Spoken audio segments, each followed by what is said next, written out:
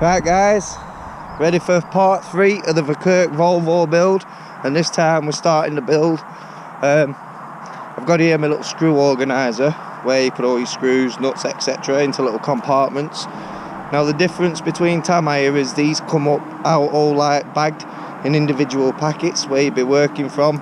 So because I'm not familiar with the screws or the sizes of these screws, I'm going to keep them in the tray, all in orders from example number 1 to number 10 throughout the box. It just makes it easier for me to find.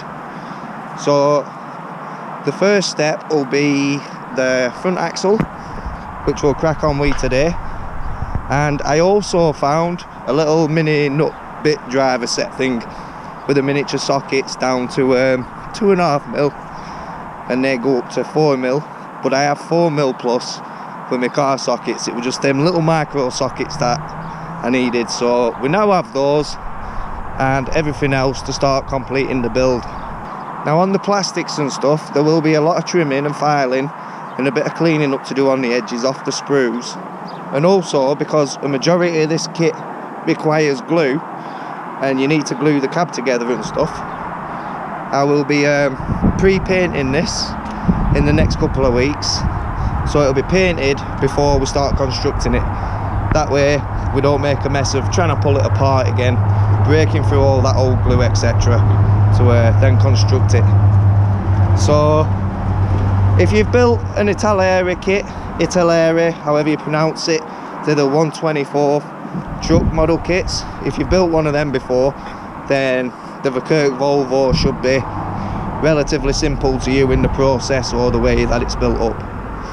So VERKERK Volvo part 3. Sorry to waffle on, but I am eager, so let's crack on with the build. So the first step, we're going to need these, and then this is how it will be constructed. So we're only clipping those parts onto there, which is highlighted in green, before coming on to step 2, where those will actually connect to this point. So we've got the axle.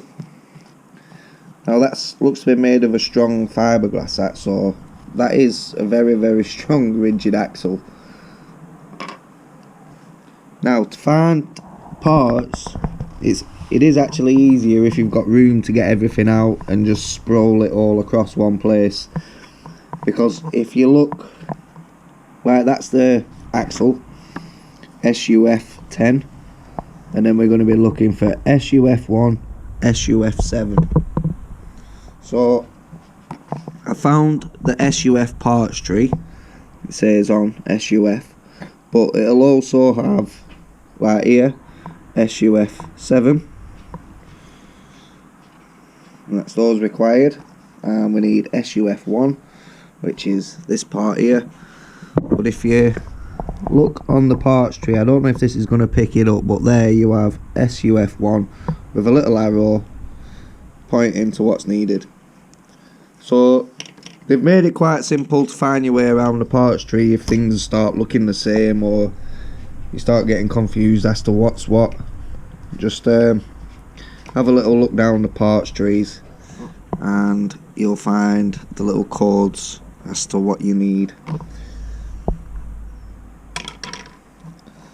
So we've established that we're going to need this and these, so we're just going to have to snip these off and then file them up a bit and get them nice and neat. So it's going to be a time consuming build to get the best out of it and the best quality, but it'll all be worth it once it's finished.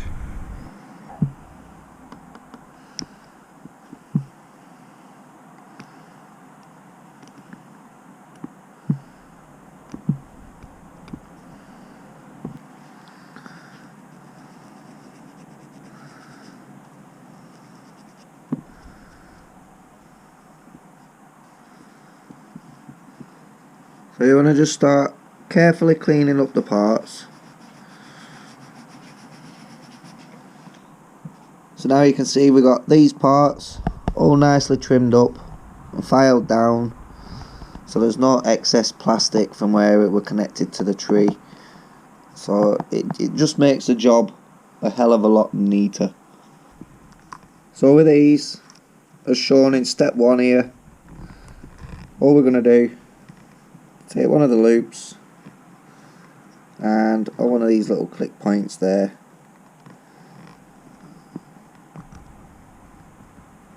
and there you go, that's clicked in, and it says so there, indicated in red, click. So you know which are like the parts which are going to snap together, and as I've said in the previous video, parts highlighted in green is the job you're on with, and the parts highlighted in the blue are the bits where you need to glue. So now that's together, but also guys, take note of any little boxes, i.e. this here. Now there's a smaller hole and a larger hole, and it's showing you the correct way around. So the smaller hole, as we've done here, goes through onto the click point, leaving the larger hole at the top, which no doubt that'll be to connect something else later on. But yeah, just always be on the ball with the manual. So step 2.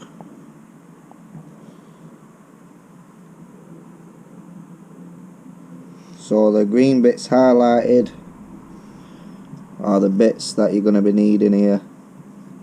So the bolts XV111 and the nuts XV149. XV111, like I said, I've put a lot of these into order, so now we can just flick through. So XV111 will obviously be there, and we need XV149. So just working through the numbers in order makes it so much easier. And as you can see, the proper nuts, so they are going to require one of these diddy little sockets here. Not sure what size it is, but these go down to 2.5mm. So like I say, these are minute.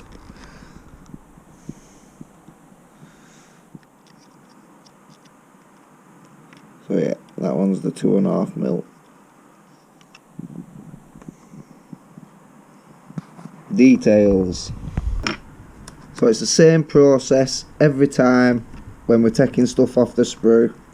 Snip it off, get a nice neat break, and then trim up any excess on there. So I'll keep showing you when I'm snipping the sprues and filing it, just to try and get you guys in the habit as well, and it also keeps me in the habit. That way we don't forget to remove these fine non-detailed bits. And then just repeat the process again for the other side or the other one, because if there's two, you're going to be doing it twice, so don't forget. Now then, with these tiny screws and these tiny nuts and bolting this onto here, and for lots more parts throughout the build, it is going to get very fiddly.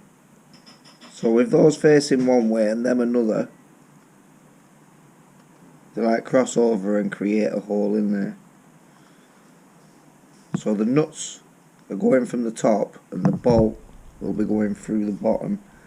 Like I say, this is going to get fiddly.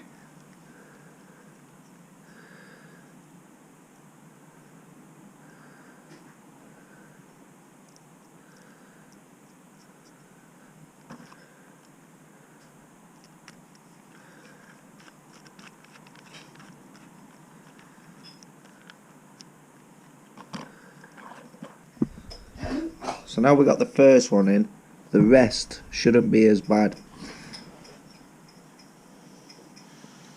Now it doesn't say to use Loctite or anything around these, but it might not do any harm just putting maybe some tiny little dabs just on the top.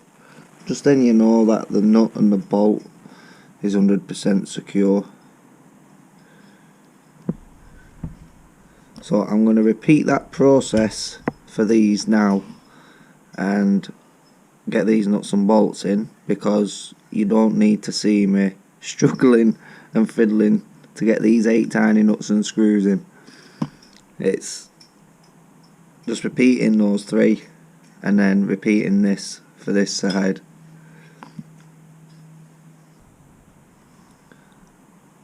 So now we got those in there. It's just one side, mind, at the moment. All you want to do then is just nip them up, just finger tight, but not over tighten them where you're like bending the plastic or anything, just so that they're tight and secure. Then going back to step 1, with these that we put together, now come into step 2, and if you look, there's like some little loop bits there, and keeping that lip to the inside, again they're just going to click and snap into place like so. So as of the moment, that is step 2 complete, and while we just get used to the manual and the way the truck's being constructed, I'll leave that there for now. Don't want to do too much, and I don't want the videos to be too long where they're just draining out and getting boring, because it's very detailed and it's time consuming on my end as well. I have to edit all this up and film it while making it. I can't just crack on and build it.